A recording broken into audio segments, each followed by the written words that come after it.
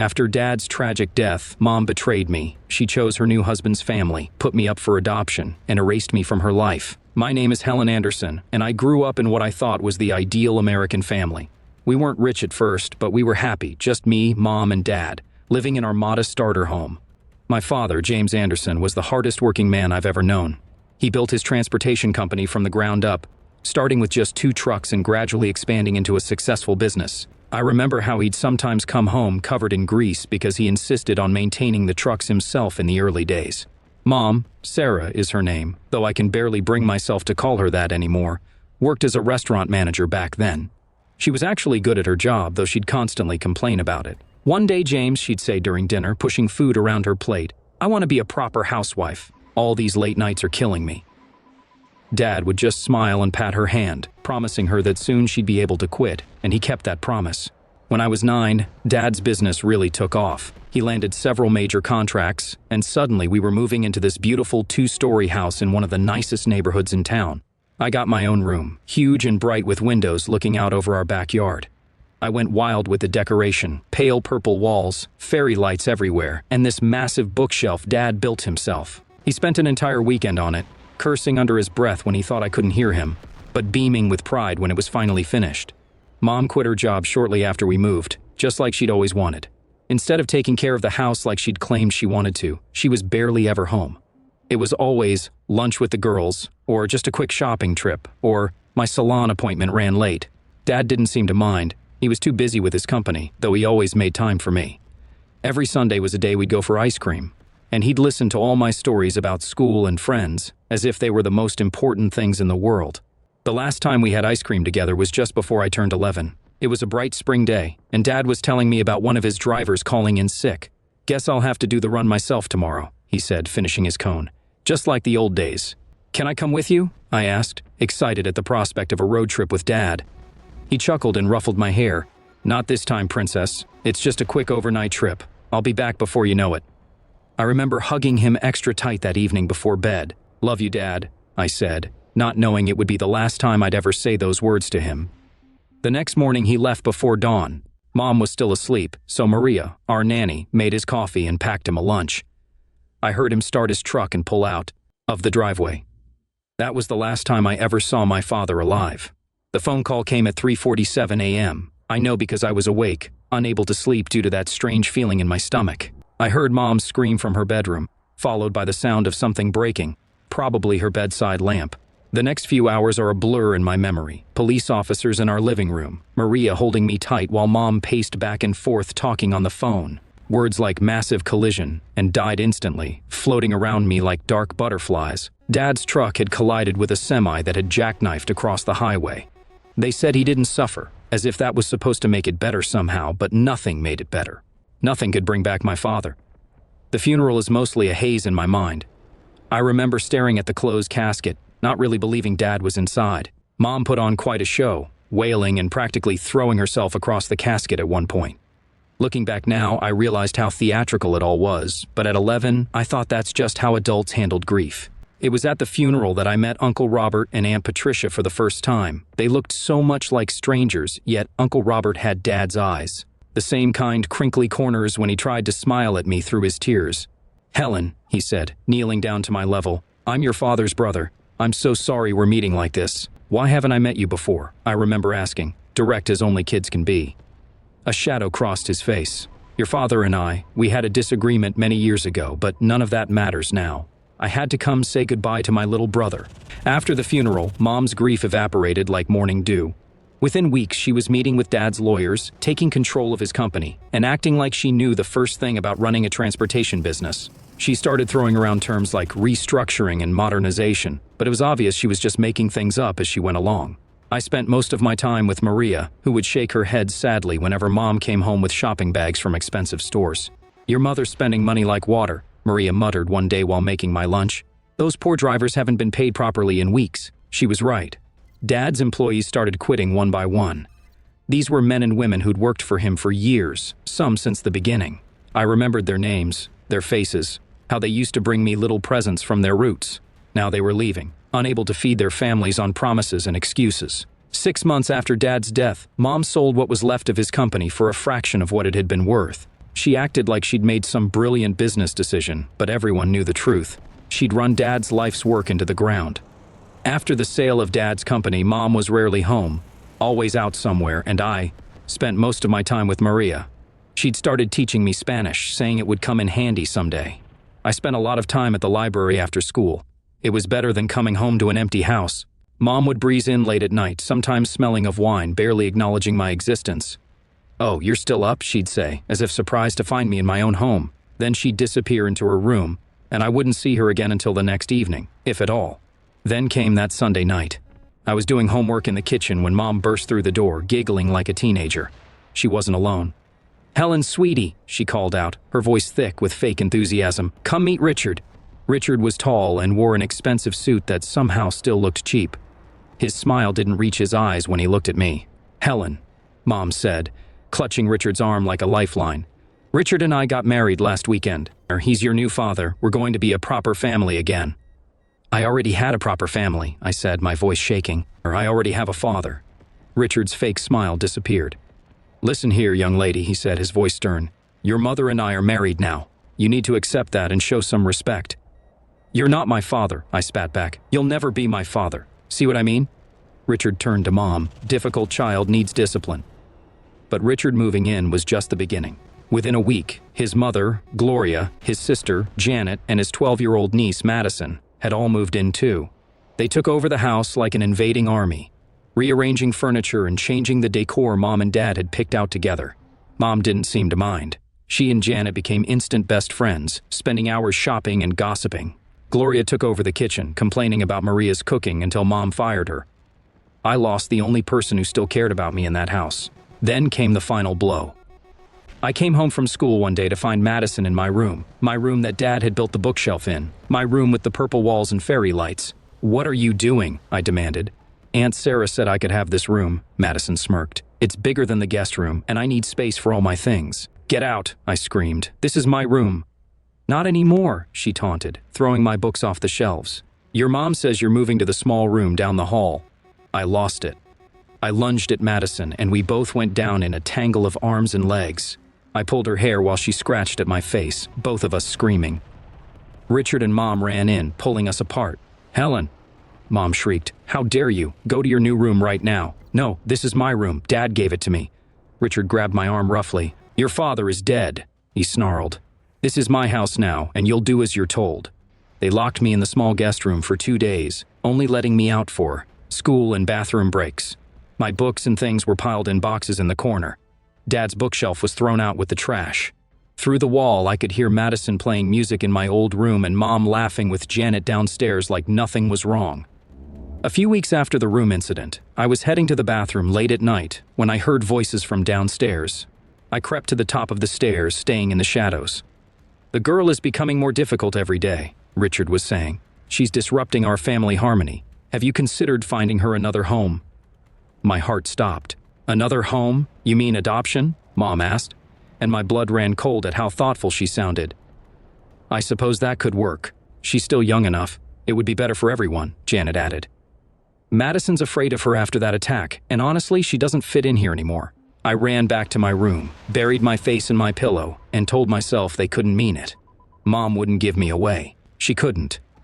I pushed the conversation to the back of my mind, convincing myself it was just talk. 2 months later, my 13th birthday arrived. I wasn't expecting much. My birthdays hadn't been celebrated since Dad died, but to my surprise, Uncle Robert and Aunt Patricia showed up at the door. "Happy birthday, Helen," Uncle Robert said, hugging me tight. His eyes narrowed when Richard walked past, ignoring us completely. Mom had thrown together a hasty dinner, probably embarrassed that Dad's brother might judge her. The tension around the table was thick enough to cut with a knife. Then Mom cleared her throat.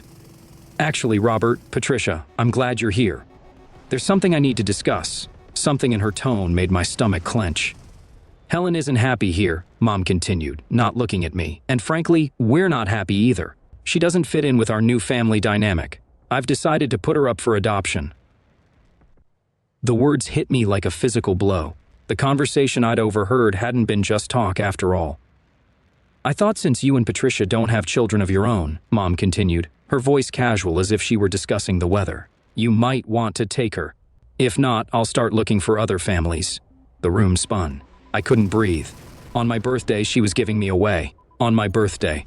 Uncle Robert's chair scraped back so violently it fell over. "We'll take her," he thundered, his face red with fury. "And you, Sarah, are the most despicable excuse for a mother I've ever seen. How dare you?" Richard started to stand, but one look from Uncle Robert made him sink back into his chair.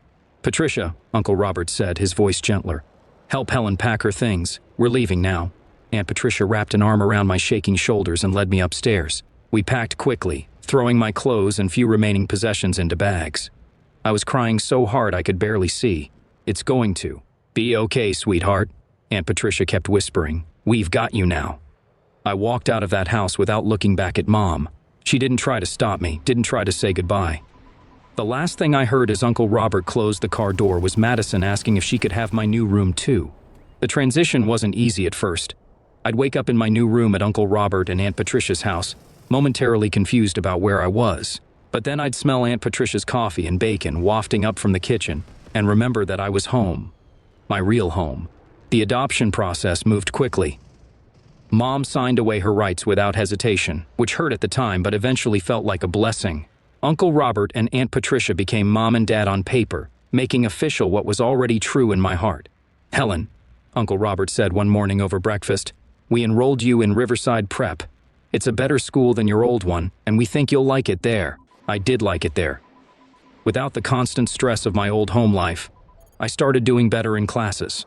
My teachers noticed, and so did my new parents. They came to everything, every school play, every academic awards ceremony, every parent-teacher conference. When I joined the debate club, they sat through every competition, beaming with pride even when I lost.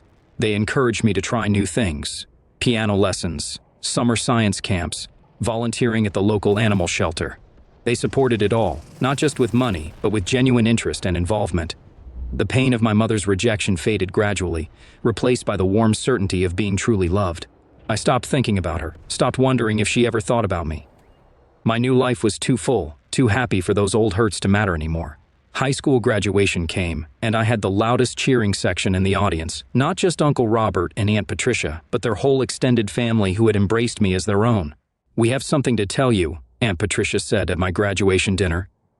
"We've been saving for your college fund since the day you came to live with us." They'd put aside enough to send me to any school I chose. I picked State University's business school, planning to major in investment management. College was incredible. I threw myself into my studies, determined to make them proud. During my junior year, interning at Goldman Sachs, did Patricia mention casually that she'd run into your birth mother at the grocery store? "She has a son now," Aunt Patricia said carefully, watching my reaction. "They're still in your father's old house with Richard's family." I just nodded, surprised to feel nothing but mild curiosity. That life seemed like a distant dream now, happening to someone else. After graduation, I landed a job at Morgan Stanley. My starting salary made my eyes pop. It was more money than I'd ever imagined making right out of college. The day I got my first paycheck, I went straight to the jewelry store. Uncle Robert had been wearing the same worn-out watch for years, and Aunt Patricia had been eyeing a particular pearl necklace in a local shop window. When I gave them their gifts, Aunt Patricia started crying, and Uncle Robert's hand shook as he put on his new watch. "You shouldn't have spent your money on us," he protested weakly. "Who else would I spend it on?" I asked, hugging them both. "You're my parents. You're the ones who made all of this possible." 6 years flew by after college. I climbed the corporate ladder at Morgan Stanley, earning promotion after promotion until I was managing my own team. Every success felt sweeter because I could share it with Mom and Dad, as I now called Uncle Robert and Aunt Patricia without hesitation. The apartment came first, a beautiful 2-bedroom condo in a nice part of the city. Mom helped me decorate it, and Dad insisted on checking all the paperwork before I signed the mortgage. Then I met Michael. After a year of dating, he proposed during a weekend trip to the beach. I said yes before he even finished asking the question. Mom cried when we told them, and Dad pulled Michael into a bear hug. "Welcome to the family, son," he said, his voice gruff with emotion. We threw ourselves into wedding planning. Mom and I spent weekends looking at venues and tasting cakes, while Dad and Michael bonded over budget spreadsheets and vendor contracts. Then the message arrived on Facebook. "Helen, sweetheart, I've heard about your upcoming wedding. I know it's been a long time, but I'm still your mother. I've changed, and I want to make things right. Please, let me be part of your special day. I miss you so much." My hand shook as I read the message. I immediately called Mom.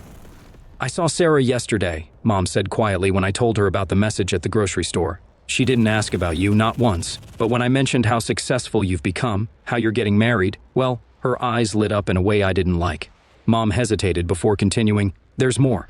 That niece of her husband's, Madison, she got pregnant, married some deadbeat, and moved back into the house with her husband. The whole family is constantly fighting." Sarah was complaining about money problems rather loudly in the middle of the store. I felt a cold knot form in my stomach. So that's why she reached out. She needs money. I stared at the message for a long time before responding. My fingers hovered over the keyboard as memories flooded back. The room she gave away, the birthday she threw me away on, the years of silence when she had every opportunity to reach out but didn't. Finally, I typed, "Sarah, let me be clear. You are not my mother. You lost that right when you gave me away on my 13th birthday. I have parents who love me unconditionally, something you never managed to do. I don't want you at my wedding. I don't want you in my life. Don't contact me again." I hit send, then immediately blocked her. My hands were steady now, my mind clear. I felt lighter somehow, as if I'd finally put down a weight I didn't know I was carrying. The morning of my wedding dawned perfect and clear. Michael's parents had rented the Mason Creek estate for the ceremony, a beautiful historic property with sprawling gardens and a restored Victorian mansion. I was in the bridal suite with Mom, putting the finishing touches on my makeup when there was a knock at the door. "Miss Anderson," one of the security guards looked uncomfortable. "I'm sorry to disturb you, but there's a situation at the front gate. There are some people insisting they know you, a man, woman, and teenage boy." My stomach dropped. Somehow I knew exactly who it was. "I'll handle this," I said, standing up carefully in my wedding dress. "Helen, you don't have to," Mom started, but I shook my head. "Yes, I do, once and for all." I walked to the front gates, my wedding heels clicking against the cobblestone path, and there they were, Sarah, Richard, and a boy who must have been my half-brother, though he looked exactly like Madison. "Helen!" Sarah screamed when she saw me, grabbing the iron bars of the gate. "How dare you not invite your own mother to your wedding? Let us in immediately." I took a moment to really look at her. She'd aged poorly. Her designer clothes were obviously last season's, her makeup too heavy, her hair desperately in need of a touch-up. Richard looked thinner, more haggard, the expensive suit replaced by something off the rack. "Richard should be the one walking you down the aisle," Sarah continued, her voice shrill. "He is your father." That made me laugh, a genuine hearty laugh that echoed across the courtyard. "My father? The man who locked me in a room for 2 days? The man who helped you throw away your own daughter?" "We're family," Sarah's voice cracked. "You can't just pretend we don't exist. Look at how you're living this fancy wedding, your big job, your expensive clothes. Meanwhile, we can barely make ends meet. We're drowning in debt, and you're here playing princess." Ah, there it was, the real reason for this dramatic appearance. "I'm not playing at anything," I said coldly. "I worked for everything I have, and let's be clear, you're not my family. You gave up that right years ago. My parents are inside that house. They're the ones who raised me, supported me, loved me unconditionally. We need our help." Sarah was practically foaming at the mouth now. "After everything we did for you, everything you did for me," I cut her off. "You mean throwing me away like garbage, taking away my room, my home, my childhood? That's what you did for me." I turned to the security guards. "These people are strangers who are trespassing. Please remove them from the property. They are not welcome here." "You can't do this," Sarah screamed as the guards moved forward. "I'm your mother." "No," I said firmly. "You're just the woman who gave birth to me. There's a difference." I turned my back on her continued screams and walked away, my head held high. When I returned to the bridal suite, Mom was waiting with a worried expression. "Are you okay, sweetheart?" I took a deep breath and smiled. "You know what? I've never been better. That chapter of my life is finally completely closed." There was a knock at the door, and Dad poked his head in. "Ready, princess?" I looked in the mirror one last time, adjusting my veil. The woman looking back at me wasn't that scared 13-year-old girl anymore. I was strong, successful, and loved, truly loved. "I'm ready," I said, taking Dad's arm. The wedding march began to play as we approached the garden ceremony. I could see Michael waiting at the altar, beaming at me with tears in his eyes. Our guests stood, turning to watch, as Dad walked me down the aisle. This was how it should be.